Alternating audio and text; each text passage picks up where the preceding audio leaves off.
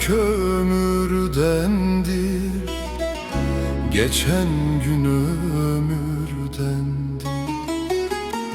Bu dağlar kömürdendir, geçen gün ömürdendir.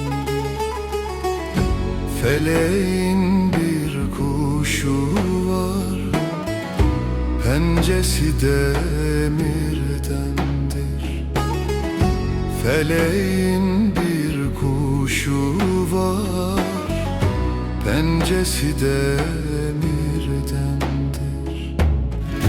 Hadi Leylim Leylalım, Mevlam yazmış ferman. Ya al canım kurtulam, ya ver derdim dermanım. Hadi Leylim Leylalım, yar ben sana kurbanım. Ya al canım kurtulam, ya ver derdim dermanım.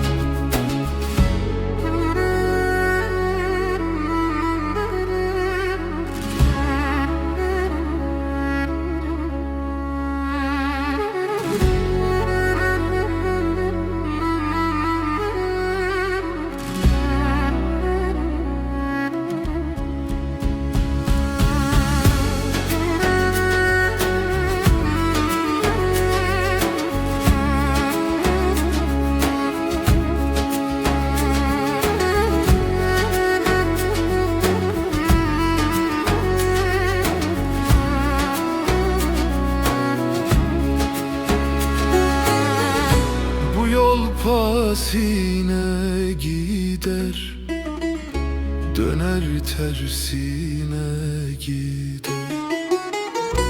Bu yol pasine gider, döner tersine gider.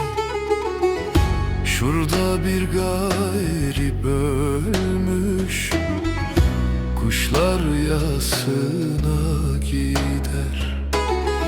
Şurada bir garip ölmüş, kuşlar yasına gider. Hadi Leylim Leylalım, Mevlam yazmış fermanım. Ya al canım kurtulam, ya ver derdim dermanım. Hadi Leylim Leylalım, Mevlam yazmış fermanım. Ya al canım kurtulam, ya ver derdim dermanım.